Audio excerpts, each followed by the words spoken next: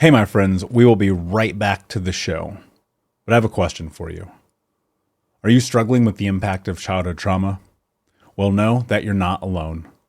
I'm here to let you know that I'm starting a brand new weekly coaching group that includes a year of live coaching, accountability, support, habit and goal setting, and more.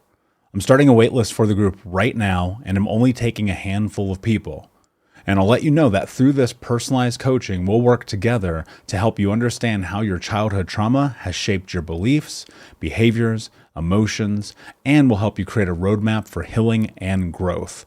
Right now, you can schedule an absolutely free coaching session with me and get put on the wait list if you go to thinkunbroken.com. My friends, it's your time to turn your trauma into triumph, breakdowns into breakthroughs, and become the hero of your own story. And I'm here to support you in doing that. Just go to thinkunbroken.com to register for a free coaching call with me and to get put on the wait list for the brand new weekly coaching program. Hey, my friends, we will be right back to the show. But I have a question for you. Are you struggling with the impact of childhood trauma? Well, know that you're not alone. I'm here to let you know that I'm starting a brand new weekly coaching group that includes a year of live coaching, accountability, support, habit and goal setting, and more.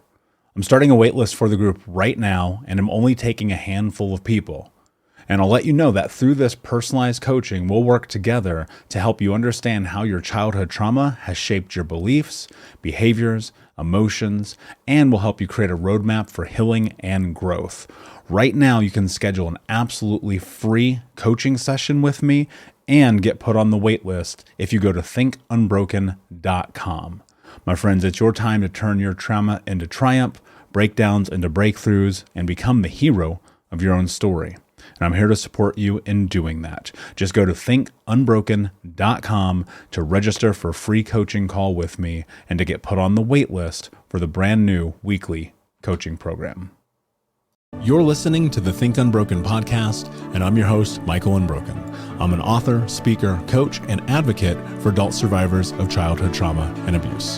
In this podcast, you will learn how to transform your trauma into triumph, turn breakdowns into breakthroughs, and go from victim to being the hero of your own story.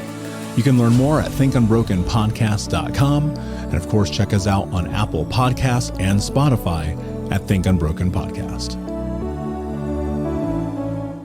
It's funny because I became an executive VP of marketing for an international multi-million-dollar company when I was 30. And I think, and that's outside of Think Unbroken, a company I'm still a part of. And so Think Unbroken is another business, obviously.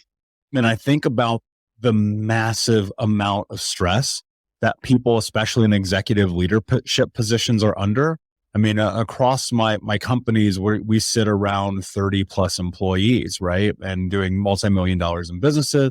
And dude, I'll have these days where today's a perfect example, Jim, where it's like up at 5:30, out the door at 6, into the office by 7, hit the gym, do the thing, show up, do the meetings, blah, blah, blah. And then in the middle of it, I sit and I go, why am I doing this? And Yes. in that moment, what I always remind myself of is that I'm fulfilled and I'm happy. And I think a lot of times what happens is people, and you could be working anywhere, it doesn't matter. But as long as you're fulfilled, it seems to me that I'm willing to drive and I'm willing to go forward. But so many people get caught up and then life hits them. They lose the job. They find out they get cancer. And then all of a sudden they're in this place where it's like, oh man, I did all that hard work and I was feeling good about life and things were great. And I was on top of the world. And like you talked about the ego thing, trust me, I've had multiple ego deaths in my leadership career. And I'm wondering, like, when you're faced with that moment, two things come to mind. One, there's that space and place for lack of a better phrase, ego death. And then there's that space for, okay, well, Jim, what are you going to do about it? And death goes right with that, Michael, because, in my own description, I've done a lot of speaking. I said, I went from being an unemployed loser, my own language, because I'm watching neighbors go to work and I'm like, what is going on? I'm reading papers, applying, and all these different things. I know now that, God had different plans for me, which kind of put me through that whole thing. But in the process, I mean, again, I ran a national franchise, and I did a lot of things. So I thought, man, it's going to be great, but this is what I was meant to do.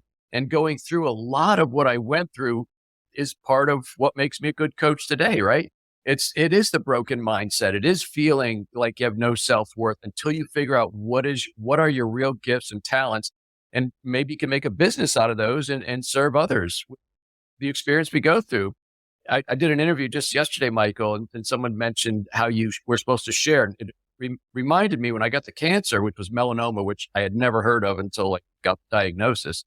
And I shared it with all my family, including, distant cousins. And two of my cousins had something checked, turned out to be melanoma because I shared it with them. Who knows? Lots of reasons why we go through things, but it's just interesting that so many of our experiences, and what I learned is, probably men and women, but I think probably a little bit more men, we are tied to our title, right? I mean, oh my God, hey, I'm a VP. I wanted to be a VP by 40. I made it and then lost my job, right? But we're so driven by our identity, by who we think we are based on title or status or things like that. And I'm here to tell you, I've been really, really broken, to use your terminology. And that's not who I was at all. Yeah. When you were in that, I look at, I don't want to call that your rock bottom. I'm not going to put words in your mouth, but when I hit mine at 25, I'm looking at this life. It's like, dude, you made $1 million, you're 50 grand in debt, 350 pounds. Life is this disaster. And I realized, Jim, like my health was on the line. I got super sick. I actually almost died. I got this bacterial infection. Oh my God. And I was like, nobody's coming, dude. Ain't nobody coming to save you. Like, and that was this really, really interesting moment for me, because for the first time, it really felt like I was taking accountability of my life. What was it like for you in that moment? Because like, to me, I've never had cancer. I don't know what that's like, but I do know what it's like to be on your literal deathbed. Like, am I going to make it through the night? Yeah. What was happening like in your life and in your mind in that moment?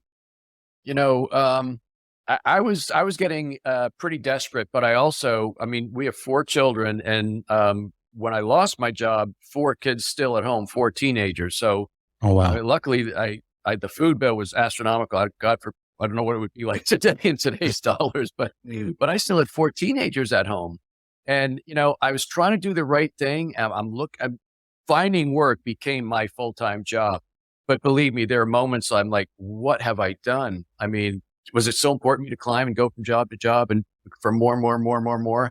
I had this thing. I wanted to have a boat my whole life. I wanted to have a house on a lake with a boat. All that was just something.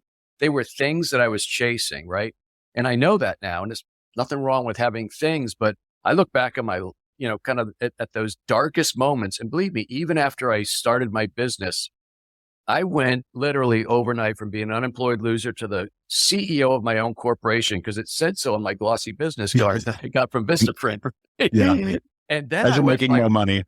Oh my God. I had a chair and I set my office up. This would be great. And 2 months later, I'm like, I got no money coming in. I'm a business owner, but I got no money. And, it was interesting when I was unemployed. Stephanie told me about this group at church, which was for unemployed people. It was like a support group. I said, I ain't going to that. Why not? Well, I'm Jim. I'm unemployed. Well, maybe you can help somebody else. Maybe it's not about you. Mm-hmm. And told me that. I mean, it's really hit me right in the eyes with that one. And it's true. I went there, and because of my experience, I was able to help a few other guys. And you know what happened? Things started turning for me a little bit. So I don't know, it's probably a long weaving answer, but I learned about being in service to others during that whole time. One of the times that was really scary to us was we were approaching Thanksgiving and Christmas with like no money. And I'm starting to bankroll mortgage and things on credit cards, keeping the family afloat. Mm-hmm.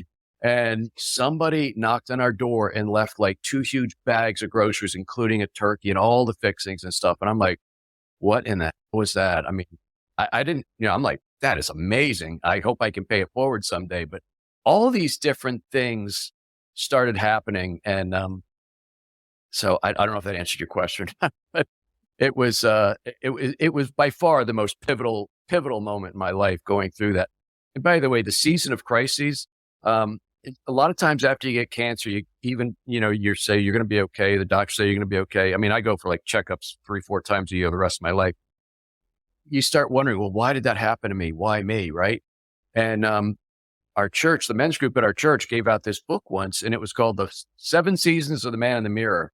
And to me, I'm like, I ain't going to read that. I'm not going to read that. I was reading business books and mysteries. I'm not going to read that book. Right. Well, I picked it up one night, Michael, and I flipped a table of contents. It turns out the author was actually an entrepreneur. So I said, oh, maybe let me see if this guy is talking about.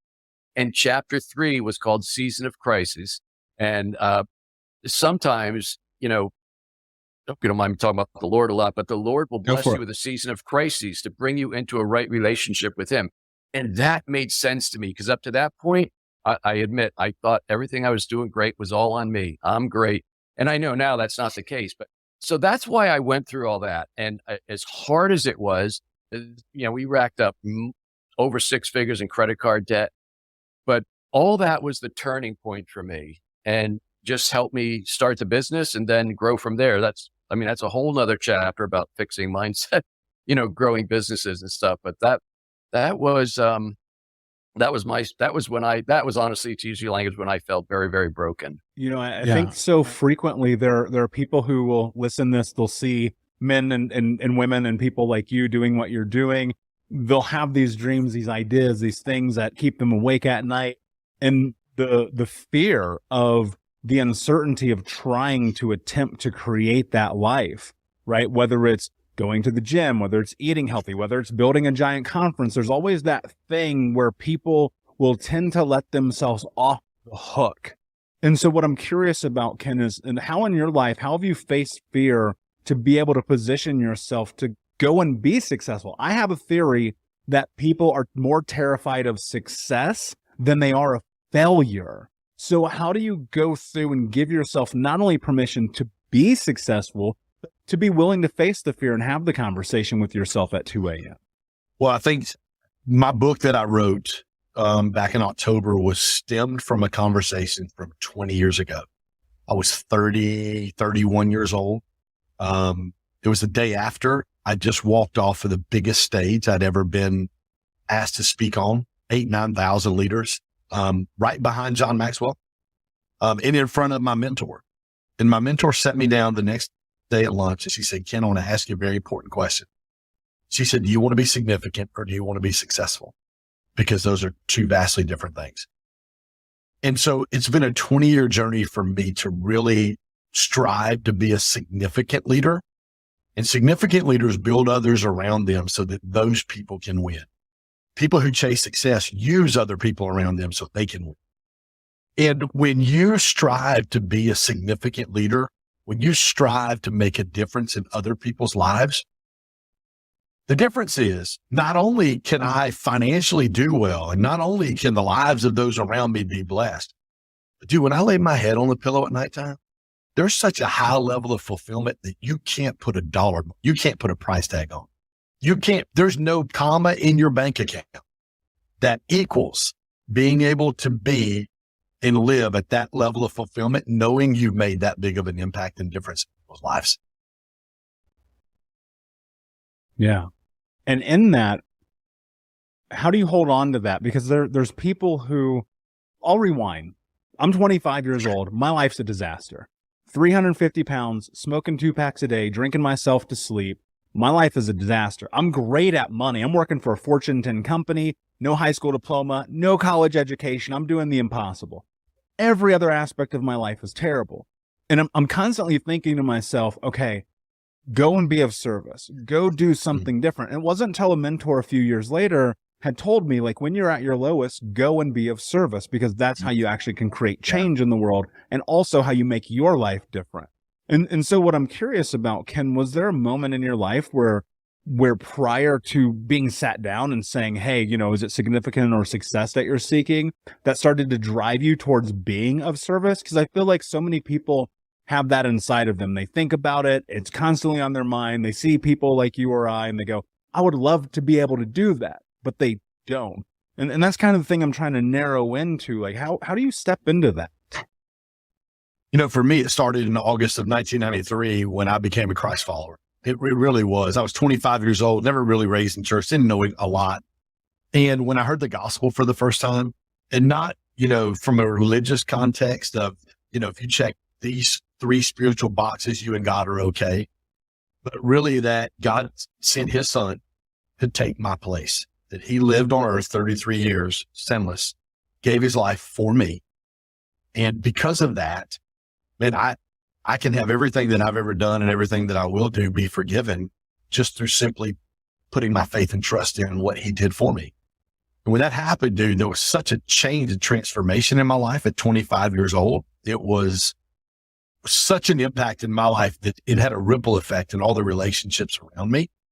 And so what happened, I think, from that day forward was, and I was always a kid growing up in the neighborhood. I was one that scheduled like all the football games in the neighborhood and got all the kids together to play ball. It was just kind of always kind of my thing, kind of I guess like the neighborhood coach kid. Like I was the one that got everybody together. But I think it just took a different level of service, when I kind of encountered God and Jesus really made that big of a transformation in my life, Michael. And really from that point forward, it was, man, I want other people to experience life the way that I am experiencing.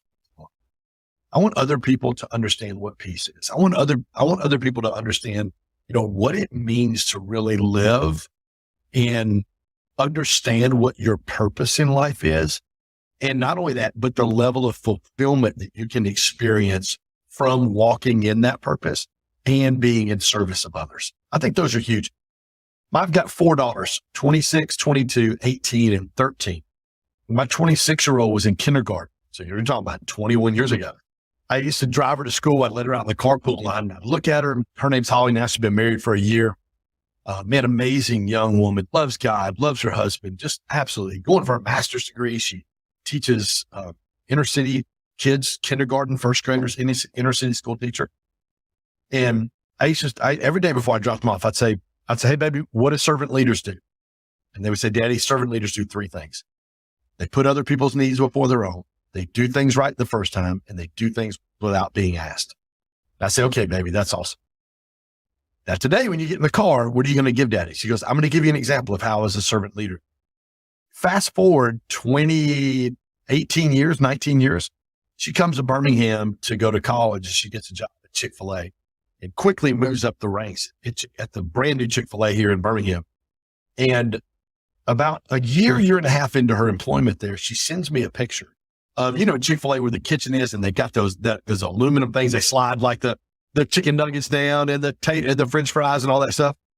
Written on in a Sharpie marker were those 3 things that servant leaders do. She had taught, and that's how she had really led her team, was through servant leadership. So much so that she just kept getting promoted. And finally, one of the days, the owner operator said, how are you doing this?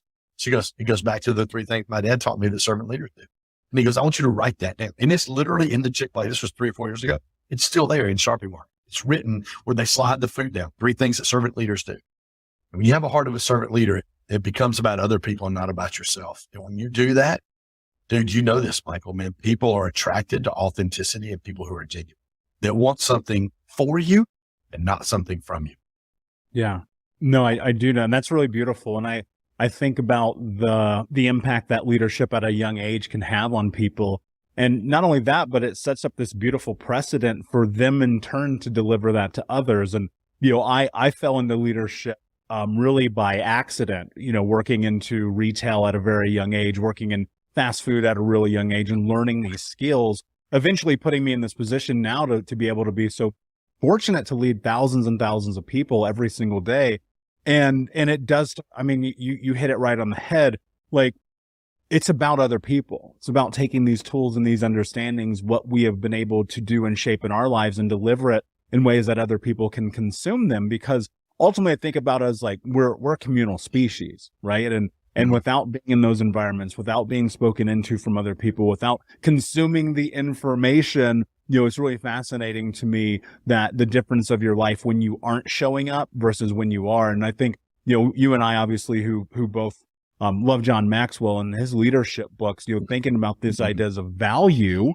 I think one of the things I want to talk about here is, how do you find value and purpose in what you do? while still being an entrepreneur, because I know right now the Unbroken Nation, I recognize that some of them are entrepreneurial or have a side hustle. Some of them are entrepreneurs. Some of them are, just trying to figure it out. And I think that people so often, and this kills me about this society, are so often torn about the idea of being of service and making money. Talk about that, Ken. Well, I did an event in October in Vegas with my good friend, Brad Lee. Brad said this in his talk on Saturday morning. He said this. He said, when we stopped focusing on revenue only, and we started focusing on how we could serve and help our clients solve problems, he goes, the revenue needle moved at such a pace and at a level that we had never experienced before, because it wasn't just about the dollar. It wasn't transactional. We heard this at Create. It wasn't transactional. It was relational. How can I build a relationship with you? How can I help you win? Whether it be personally, professionally, or financially, how can I help you win in your life? And it goes back to the old Zig Ziglar quote. It's my favorite quote from Zig. If I help enough people get what they want, eventually I'm going to get what I want. And so I know that if I serve people and help people and love people, especially in today's culture, dude, it's so rare to have somebody like you who literally just wants to serve people, who literally just wants to take care of people, who wants to help people go from whatever level they are to the next level. And then from that level to even to the next level. Like, what are you dreaming for? What are you wanting to do? What are you wanting to accomplish in your life? And really calling them to a higher level, really compelling and encouraging them, being the catalyst for, hey, you can change, you can get better, you can do the thing that you want to do. It's not going to happen overnight, but you can do it. And so I think that's it, dude. When like Brad said, you focus on solving problems, you focus on building relationships, the financial piece, moving the needle with your revenue and your business, those things are naturally going to happen. But I think when you focus on that first, you tend to be drawn into transactional versus relational. And dude, there's so much transaction that goes on right now in the world that we live in. It's really not healthy. And when you can, and what it costs you though is this, Michael, when you live a life where it's about relationships and it's not just about transactions, sometimes it's going to cost you. Sometimes people are going to take advantage of it. Sometimes those things are going to happen. And guess what? When that happens, you have to go, you know what? That's okay. I'm still going to lean in what I know number one, who God created me to be and what I'm called to do. I'm going to serve people. I'm going to take care of people. And when you do that, the revenue needle, as Brad said at our event back in October, the revenue needle is going, because people are going to take notice to you because of your authenticity and your desire to want something for them, as I said earlier, and not from them. You know, what's really interesting too, as I reflect on a lot of the things that I've been able to do in my life, I really do truly mean this. Like, I shouldn't be here. I should be dead or in jail. And momentary celebrations often have felt overshadowed by the need to sabotage, which I've had to do all the therapy for. And today it's very different, where I sit in it and I have grace, I have compassion for myself. And it's literally the foundation of what I teach my clients. It's like, hold on, wait a second. You are your worst up. You're not your worst mistake. But this idea, I want to go into this TikTok. And yes, everyone has a TikTok. It's fine. Two-part question. How do you actually define self-sabotage? Mm-hmm. And then B, how do you recognize it? Mm-hmm. We'll be right back to the show. But before we do, I want to tell you about today's sponsor, FactorMills.com, where if you go to factormills.com/unbroken50 and use the code unbroken50, you can get 50% off your first order. That's factormills.com/unbroken50. If you're like me and you are a person who is busy trying to create a life, heal, work on their health, wealth, and relationships, and not to mention deal with the day-to-days of normal life, you do not have time to be going to the grocery store and trying to figure out what you're going to cook every single day of the week. In fact, one time I did the math and I realized I was spending over 15 hours a week at the grocery store and cooking. When I added Factor, I got to use that time for myself, for my family, for my friends, for my community, and for my business. And so if you're in the place where you need some more support in the kitchen, head to factormeals.com/unbroken50 and use the code unbroken50 to get 50% off. After the holidays, a little cash goes a long way. The Chime checking account has tons of benefits to help, like fee-free overdraft up to $200 for eligible members, no monthly fees, and thousands of fee-free ATMs. You can even get paid up to 2 days early with direct deposit. Sign up for Chime today at chime.com/goals24. Banking services and debit card provided by the Bancorp Bank N.A. or Stride Bank N.A. members FDIC. Spot me eligibility requirements and overdraft limits apply. Out-of-network ATM withdrawal fees may apply. Access to direct deposits up to 2 days early depends on the timing of the submission of the payment file from the payer. So for me, I define self-sabotage as not allowing yourself to have something good stay in your life. So if something good happens, you're going to push it away. You're going to do something to get rid of it, or you're just going to have a thought that now something bad's going to happen. So how would you define it? Yeah. For me, it is unconsciously doing things that I know are to the detriment of the life that I want to create. Okay, that also, that makes perfect sense as well. Doing something to the detriment of all this good that you could have. Yes, absolutely. And so in defining it, the thing that it's been able to do for me is help me recognize it. Yeah. And so that was the other, like, how do you recognize? Let's face it, you have been able to build a massive online career. You're one of the best public speakers in the country. You've worked with some of the greatest minds on planet Earth. And know that people are going to be like, there's no way this person self-sabotage. Right. But we all do. And so how do you notice it? Like you're getting ready to do a launch or you're getting ready to write this book. And it's like, if Amy's not doing the thing. Yes. Okay. So one of the things that helps me notice what's going on with me is the art or the practice of journaling. Now, I don't even like to journal. It's just, I wish I did. It's not my favorite thing. But every morning, if I spend 10 minutes journaling and I do a brain dump, what's going on? Let's see if we can work it out on the paper. When I see all the things that I think are going to happen that in a bad way, all the bad things that are going to happen, or when I'm only focusing on the negative throughout all of these pages, I know there's some self-sabotage here because there's always good things happening around us if we look for it, if we allow them to come in.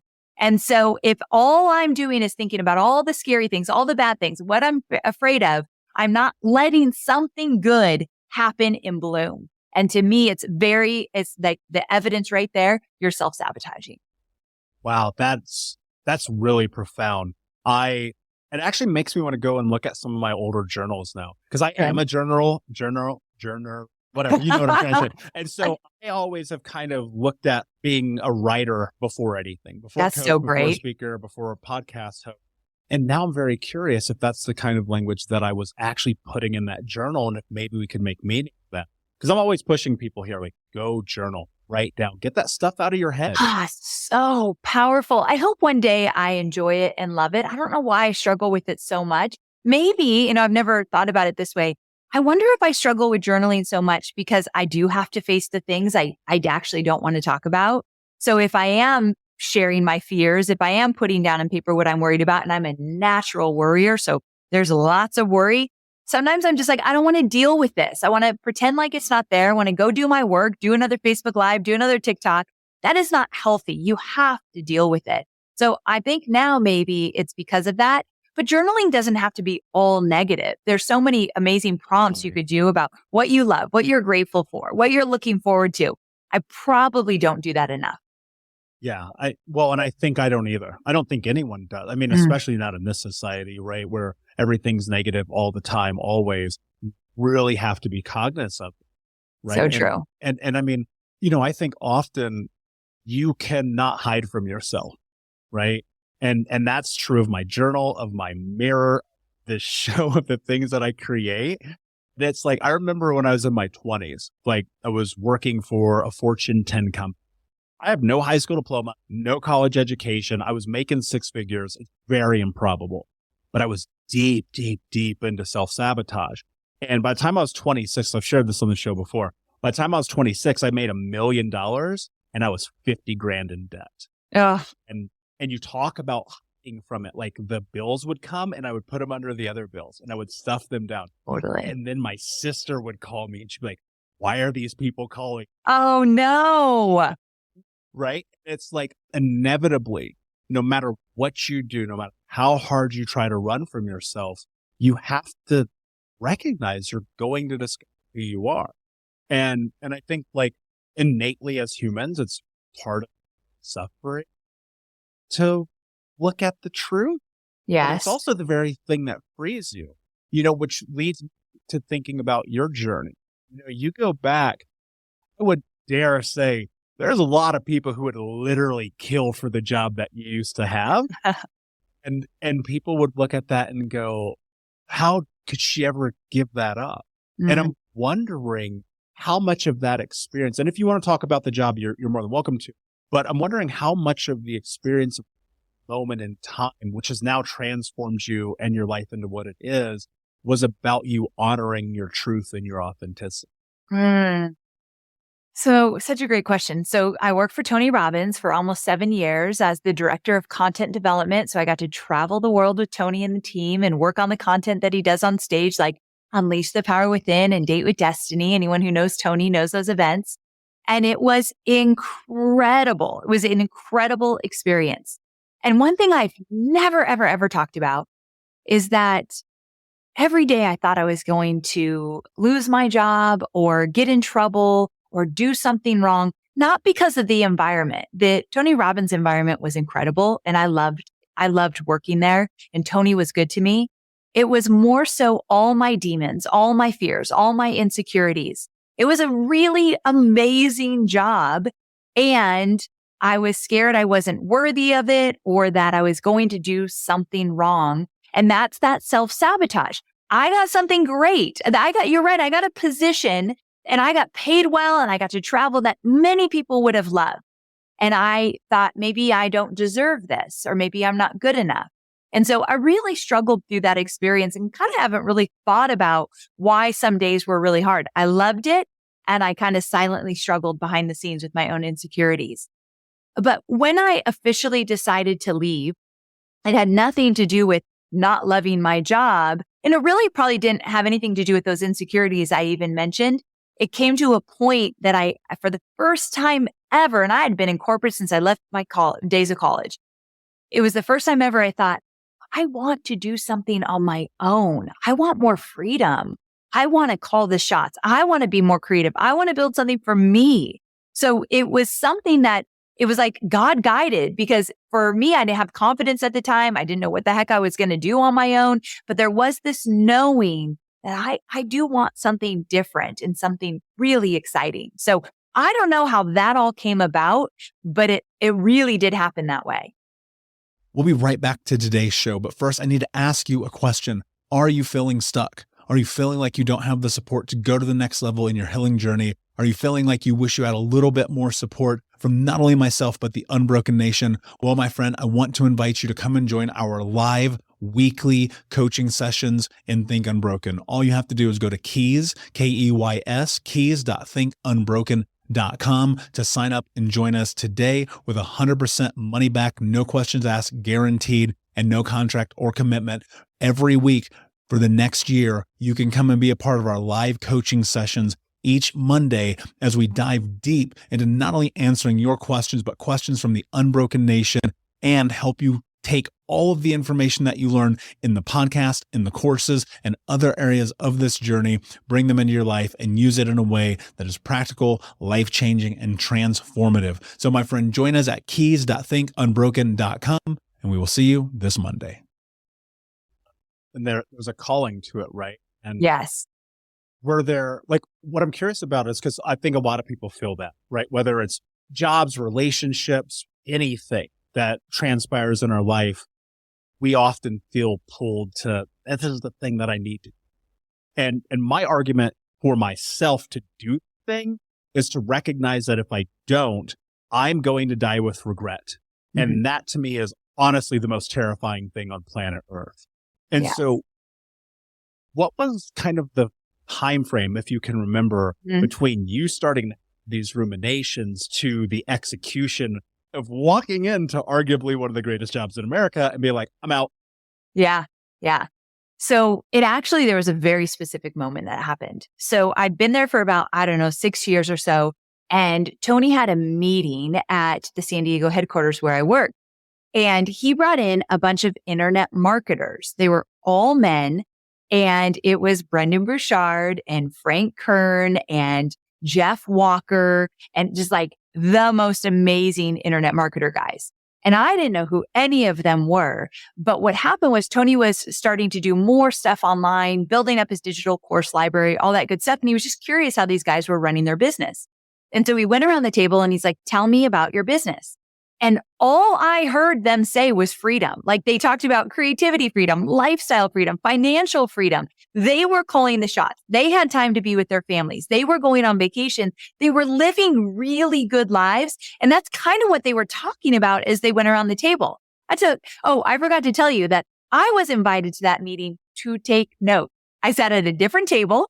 I was not part of the conversation, but I was asked to take notes because one of the things that Tony does really well is he documents everything and he goes back and he studies it. And so taking notes was just a normal thing we did for everything. So I took the worst notes of my life that day because all I wanted to do was hear about what the heck are these guys doing. And in that moment, I realized I am not free. I am not free. I have every single day of my life, I've had a boss, from growing up with a really strict father to then getting into the corporate world and boss after boss after boss. And these guys were calling the shots. And something in me sparked to say, I want to do that. I want to call the shots. I don't even know. I had no idea what I would do, but I wanted out. And it wasn't like I wanted away from the Robbins organization. I just wanted a way to do something new, different, and on my own. So it was that meeting that sparked it like that. And it was a year from that meeting that I actually took the leap. Were you thinking about it every day? Every single day. And I had to be careful, and I teach my students this as well.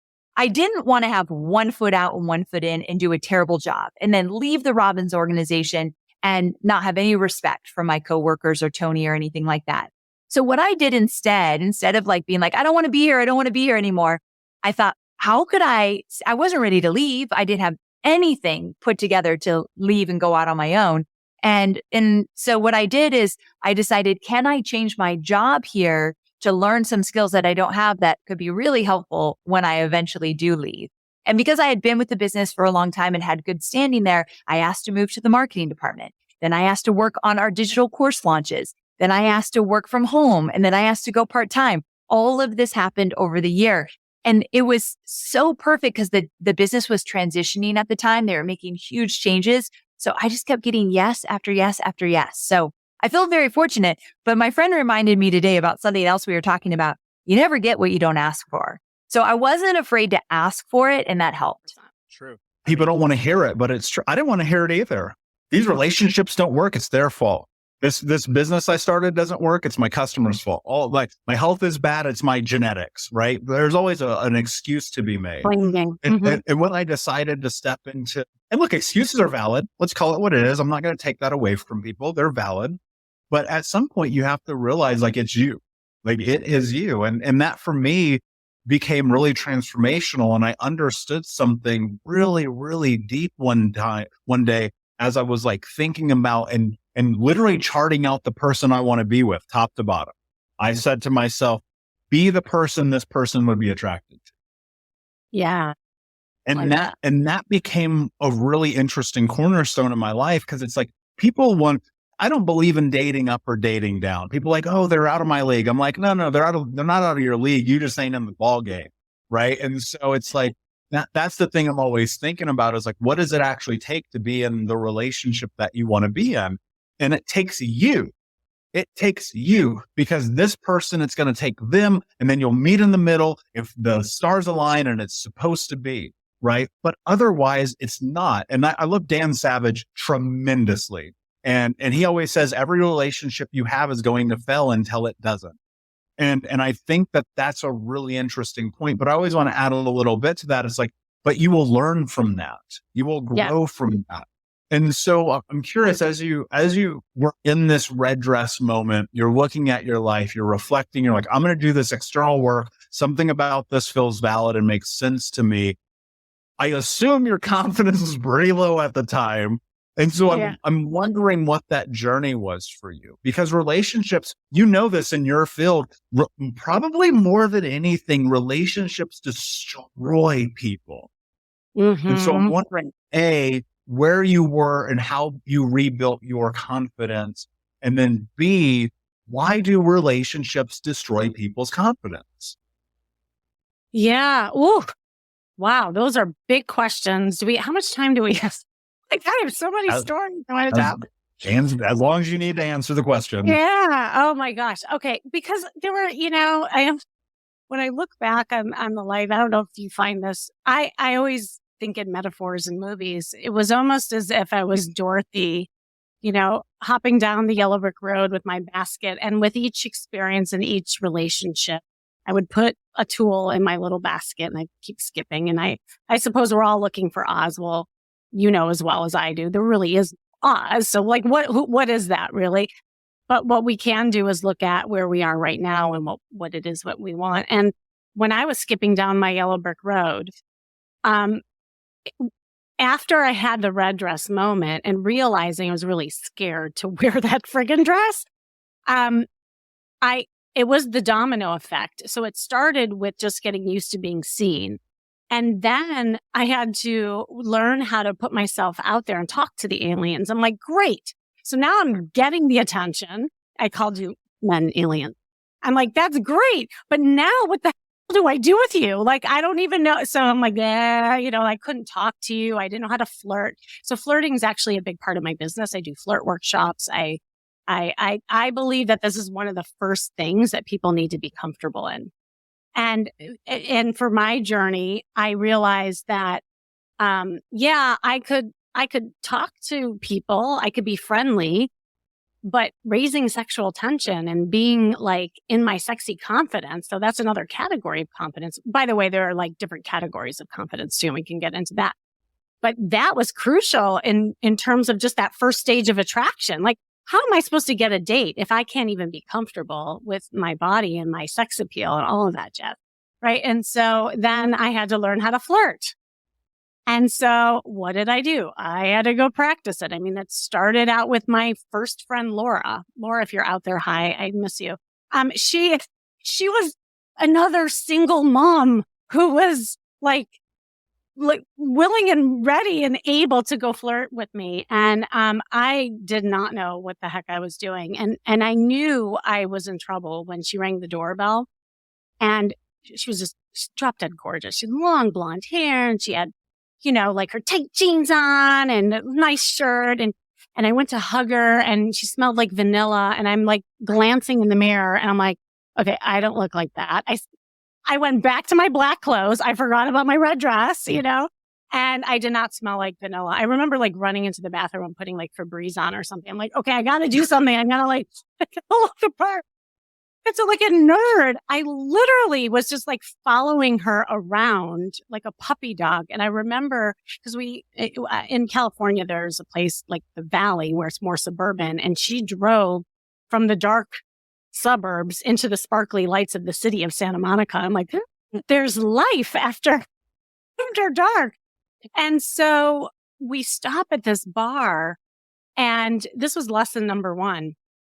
I see this long line. I'm like, Laura, I literally cannot stand in that line. I'm too old for this. My babysitter's only here for a certain amount of time. She's like, I'm like, what? She's like, just follow me.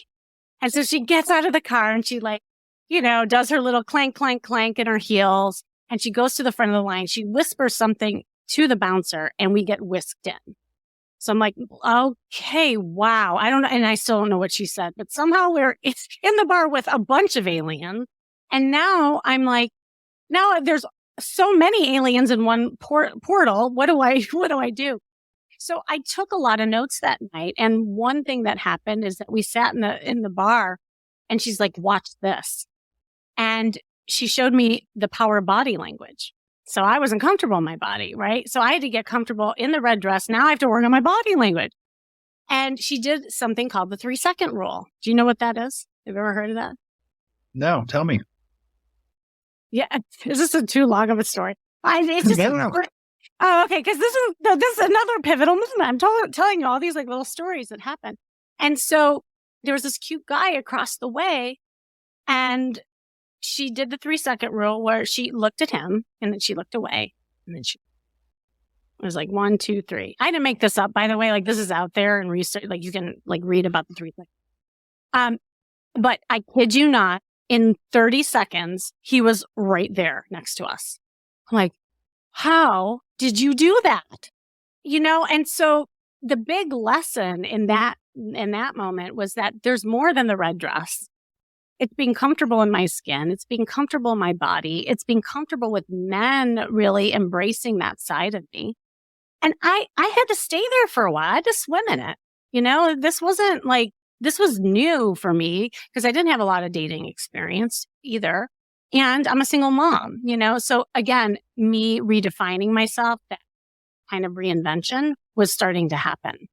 And then from there, of course, I have a lot of other stories, but then, going out and practicing flirting, then I got more, and I called them my Sex and the City gals, and we would go every single week and practice flirting in different venues until I got super comfortable with it. And now I teach it. Right. And so when you talk about, it's so true. You can fall victim to something or you can lean into it and it be your gift. And I almost fell victim to it, but I decided to, in the fork of the road, pivot, turn, and go the other path. And I think that's why I'm so passionate about doing what I do. So all of these stories, all of these experiences and practice kind of like opportunities is what led me here today. Thank you so much for listening to Think Unbroken. Please share this episode with someone who could use it and help us move forward in our mission of ending generational trauma in our lifetime. And if you would, please take 5 seconds to pop on iTunes or Spotify, hit that 5-star, leave a review, and you can also reach out to us on social at Michael Unbroken or at Think Unbroken. And of course, you can check out our YouTube channel at Think Unbroken. Thank you for being a part of Unbroken Nation, my friends, and until next time, be unbroken. Hey, my friends, we will be right back to the show, but I have a question for you. Are you struggling with the impact of childhood trauma? Well, know that you're not alone. I'm here to let you know that I'm starting a brand new weekly coaching group that includes a year of live coaching, accountability, support, habit and goal setting, and more. I'm starting a waitlist for the group right now, and I'm only taking a handful of people. And I'll let you know that through this personalized coaching, we'll work together to help you understand how your childhood trauma has shaped your beliefs, behaviors, emotions, and will help you create a roadmap for healing and growth. Right now, you can schedule an absolutely free coaching session with me and get put on the wait list if you go to thinkunbroken.com. My friends, it's your time to turn your trauma into triumph, breakdowns into breakthroughs, and become the hero of your own story. And I'm here to support you in doing that. Just go to thinkunbroken.com to register for a free coaching call with me and to get put on the wait list for the brand new weekly coaching program.